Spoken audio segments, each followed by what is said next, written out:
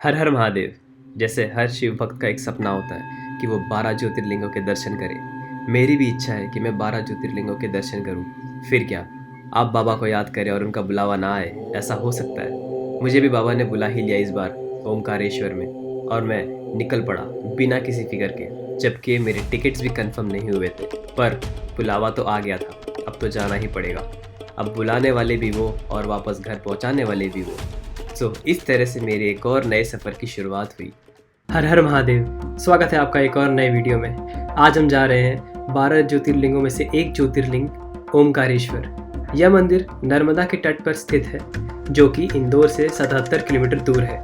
आप यहाँ by air, by train और बाई रोड आ सकते हैं। बाई एयर आने के लिए आपको इंदौर एयरपोर्ट पर उतरना पड़ेगा।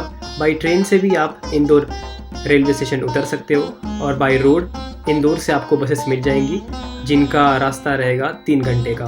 तो चलिए, आप भी जुड़ जाइए मेरे इस जर्नी में इस वीडियो के माध्यम से।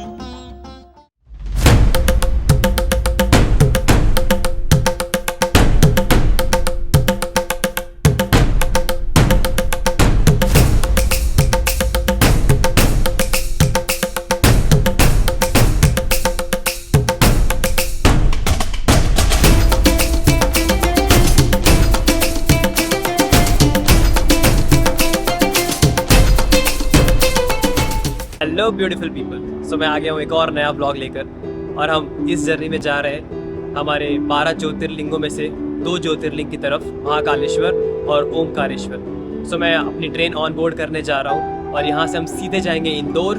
देन वहाँ से आगे के सफ़र के लिए बने रहिए वीडियो में। मेरी ट्रेन लेट नाइट थी, सो मैं ट्रेन ऑन बोर्ड करते ही सो गया। सुबह सूर्य देव ने उठाया। मॉर्निंग बहुत ही सुंदर थी विद ब्यूटीफुल लैंडस्केप व्यू देखते देखते मेरा स्टॉप आ गया, जो कि नागदा जंक्शन था। वहाँ से मुझे बस लेकर इंदौर जाना था, क्योंकि मुझे डायरेक्ट टिकट इंदौर की कंफर्म नहीं मिली थी, इसलिए ऐसे जुगाड़ कर करके मुझे जाना पड़ा। और ये सफ़र था नागदा टू इंदौर का लगभग 2.5 घंटे का सफ़र, जो कि मैंने बस से किया था। और इसकी कॉस्ट जो मुझे आई थी वो थी लगभग 200 रुपये के आसपास। इंदौर पहुंचते ही मैं मेरे दोस्त के यहाँ गया, जिसके वहाँ मैं स्टे करने वाला था, और फ्रेशन अप होकर वहाँ से हम निकले इंदौर बस स्टेशन की तरफ, और वहाँ से हमको बस लेनी थी ओमकारेश्वर की। सो इंदौर का बस स्टॉप कुछ इस तरह से दिखता है। यहाँ पे अलग अलग बस स्टेशन है।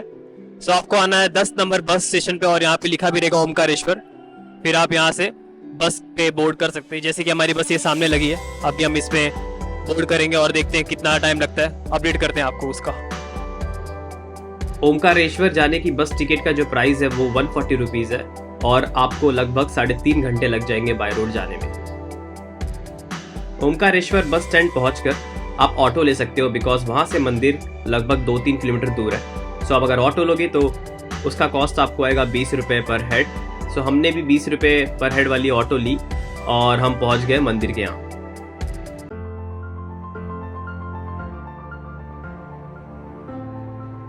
ये रहेगा मुख्य द्वार, जहाँ से एंट्री होगी हमारी। तो हम जा रहे हैं मंदिर के दर्शन करने।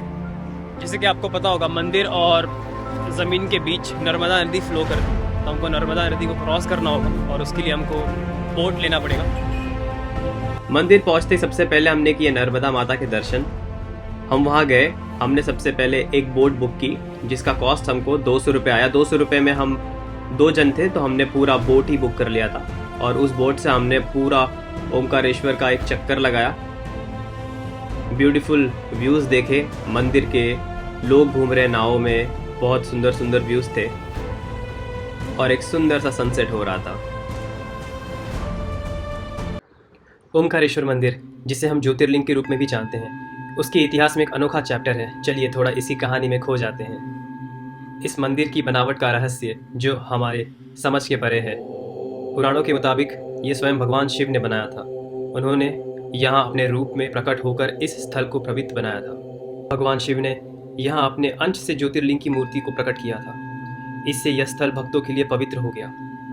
ओमकारेश्वर की यात्रा का अनुभव कुछ अलग ही होता है। लोग यहाँ आते हैं अपने मन की बात भगवान शिव से कहने और उनकी कृपा का अनुभव करने। यह स्थल ध्यान और आध्यात्मिक उन्नति के लिए प्रसिद्ध है। तो दोस्तों, ये था कुछ छोटा अंश ओमकारेश्वर मंदिर के इतिहास का।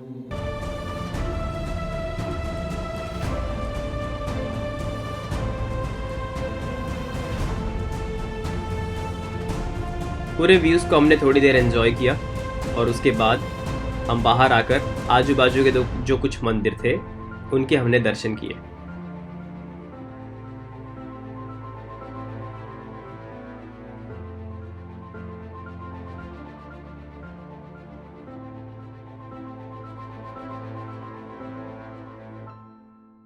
फिर वहाँ से हम डायरेक्ट चले गए मंदिर पे। ओमकारेश्वर मंदिर पहुँचते ही मिला एक बड़ा ट्विस्ट। हमको तो लगा कि फटाक से दर्शन हो जाएंगे हमारे, पर यहाँ तो बहुत ही लंबी लाइन लगी हुई थी क्योंकि वीकेंड का टाइम था और हॉलीडेज चल रहे थे।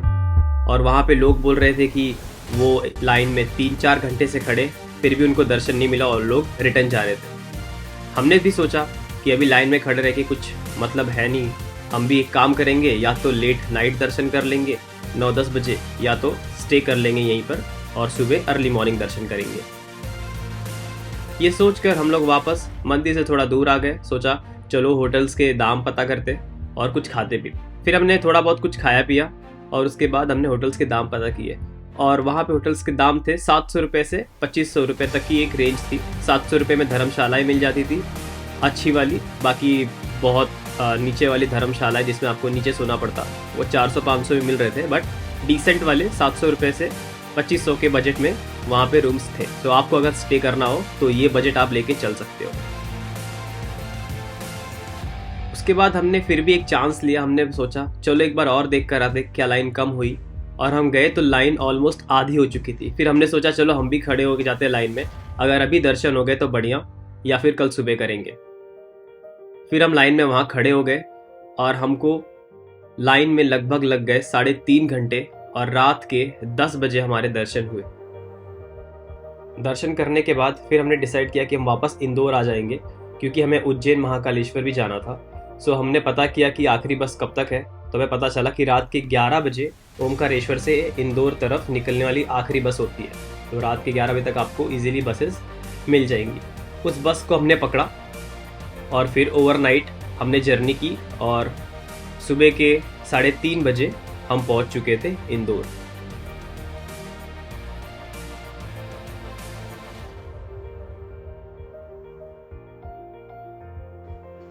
Thanks for watching this video. अगर आपको वीडियो पसंद आई हो तो वीडियो को लाइक करें, चैनल को सब्सक्राइब करें, और अगर कोई भी इन्फॉर्मेशन मेरे से रह गई हो तो आप कमेंट से पूछ सकते हैं, मैं आपके क्वेश्चंस का आंसर करूँगा।